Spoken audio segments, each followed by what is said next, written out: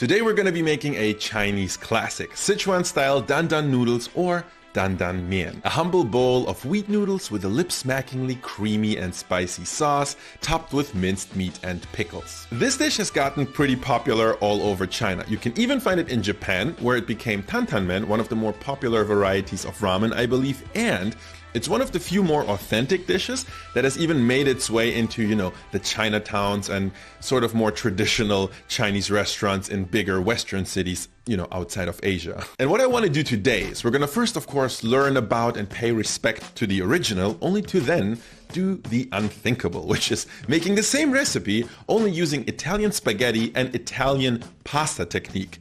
Can this go well?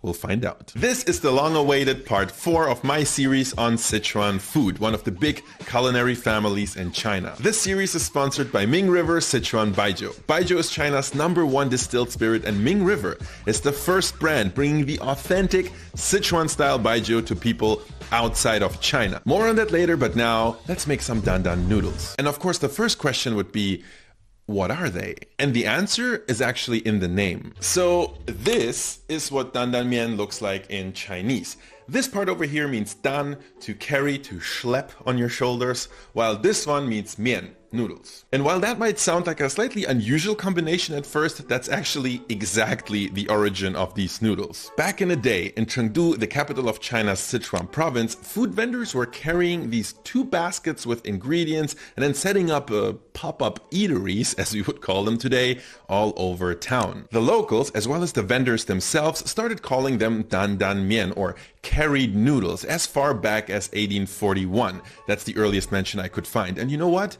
There's not that much more to the story. They're just damn tasty. A quick and simple snack in the best way possible. And obviously, they caught on. And it's exactly that simplicity that makes them a great meal to recreate at home, no tricky equipment needed. But which recipe to follow? That is actually a much trickier question. There's this great video by Trevor James, the food ranger, where he walks around Chengdu and tries one dandan mian after the other. It's an amazing video, you should go check it out, and you'll notice how no 2 bowls of noodles are ever the same. And of course they're not. This is not like Chinese banquet cuisine or anything. There is no formal recipe. Everybody does them differently. And in fact, I think that is exactly how street food should be. That's what makes it great. And so I did what I always do in this type of situation. I checked out around like a dozen recipes and looked for the common thread. And guess what? The result I got was actually pretty close to the dandan mian Fuchsia Dunlop features in her book, The Food of Sichuan. Hands down, the best book on the topic. So we're gonna adapt that with just a few extra tweaks. Let's start with some good news, which is that most of the ingredients you'll need will probably already be in your pantry if you do a lot of Chinese cooking.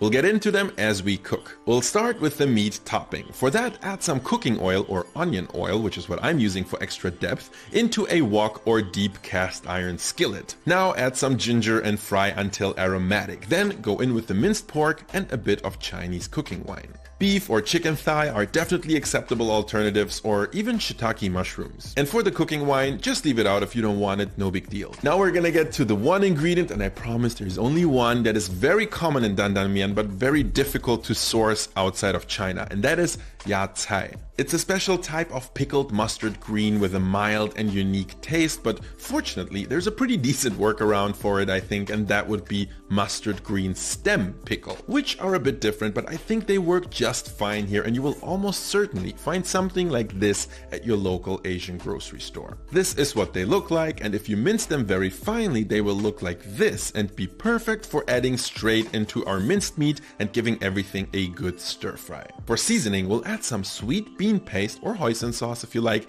then some light soy sauce and an optional drop of dark soy. This meat sauce is actually something close to the sweet, salty umami jjajang sauce, which you might know from Korean or Chinese jjajangmyeon, with the one exception that we added pickles into this one. Making a topping like that is absolutely essential for dandan mian, but they don't only have a topping, they also have a bottoming. What I mean by that is that the street food vendors are gonna have like a dozen or even more different condiments around, and they will scoop a little bit of each into your bowl. But yes, you can make special requests always. And then they're just gonna slap a handful of noodles and some meat sauce on top, which is gonna make the noodles look quite pretty until you inevitably mix them up. But for home-style cooking, I really think it makes most sense to just mix everything together and then add that sauce into the bowl. Now, normally the dominant ingredient in your dandan mian sauce will be chili oil, but let's say you don't have any. Let's make a very simple version ourselves. First, grab yourself a heat-proof container and add a spoonful of chili flakes. Good quality Sichuanese peppers like ArsenyAnDong would be the ideal choice, but if all you have access to is a regular Asian market, like in my situation, then I would actually recommend going for Korean chili flakes, which I think on average tend to have slightly better quality than the Chinese ones. To those, I'm gonna add a bit of freshly ground Sichuan peppercorns, then covering everything with hot oil, and while it's bubbling hot, add a drop of Sichuanese or any other dark Chinese vinegar. Now, the creaminess of the dandan noodle sauce comes from sesame paste. I'm using a Chinese variety here, but you can absolutely go for an unseasoned tahini. They taste almost identical. Again, we'll add a bit of light and dark soy sauce for seasoning and just give everything a very good mix. Next, just grab any type of thin wheat noodle from the Asian store. Fresh is best, but dried is totally fine. There's usually a ton of different noodle options at your Asian grocery store, and some of them might even be labeled dandan mian, and I guess they'll be fine, but I always find these labels a bit confusing. I think all that matters is the shape, the grain, the alkalinity, and possibly the flavorings that have been added into the noodles. In our case, as long as it's a thin, non-alkaline wheat noodle, I think we're good. Cook them until nice and not overcooked, usually just 2 minutes or so. Get them out and make sure to rinse under cold water for a few seconds. A very common addition for a bit of balance is pak choi, which you want to quickly blanch in the noodle water, and if you're smarter than me, you'll do that while the noodles are cooking and not after. Finally, spread a few spoonfuls of sauce over the bottom of your bowl, add the noodles, the meat sauce, and drizzle some extra seasoning, and if you like, some extra chili oil over the top, and don't forget to garnish with a few finely minced scallions. These, my friends, I think are pretty authentic traditional dandan noodles. They look almost too good to eat, but unfortunately that's part of the process, mixing everything together inside the bowl before slurping up this creamy, spicy goodness. Oh, it's spicy. Painful in a good way. Oh, the meat sauce is good. It's very authentic. It's very close to what I know from the streets of, to be honest, not Chengdu, but other places in China. So that mixing of sauce and noodles inside the bowl has always been something that I think makes sense if you are the person selling one bowl of noodles after the other on the streets. However, as you might know from Italian cooking, mixing pasta sauce and pasta on the stove is something that makes a whole lot of sense, especially for home cooks. And that brings us to this episode's big question, right?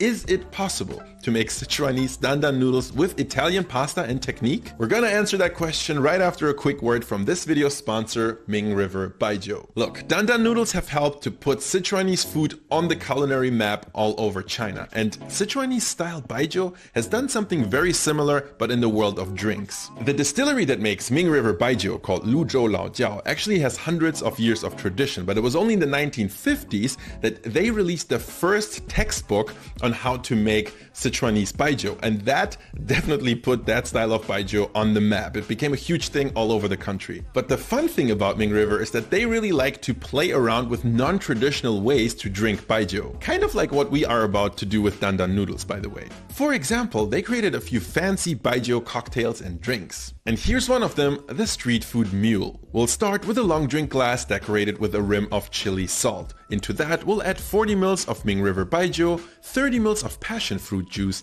20 ml of lime juice, just a bit of simple syrup, and we're topping off with Paloma pink grapefruit lemonade. It's not that I feel a lot of the spiciness, there's just a little tingle, but the salt kind of comes in and mellows out the sweetness and the sourness, and that is so good. 100% recommended.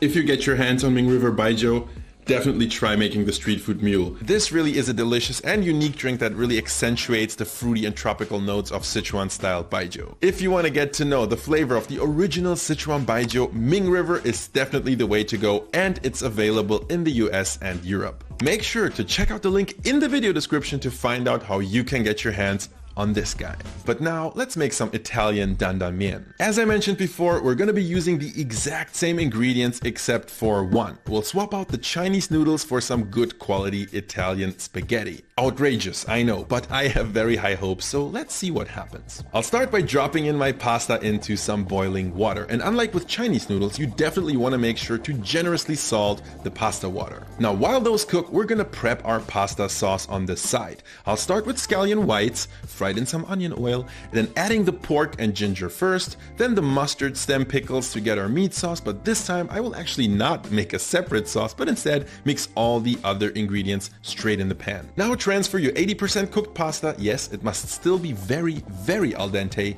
into the sauce. One of the key techniques in Italian pasta cooking is to use that starchy pasta water to create a slick and smooth emulsion. And that is exactly what we're gonna do. Add it in and mix vigorously, after which we're ready to plate up our Italian-style dandan mian and of course garnish with some freshly sliced spring onions. Come on, you can't tell me that doesn't look amazing, but what does it taste like?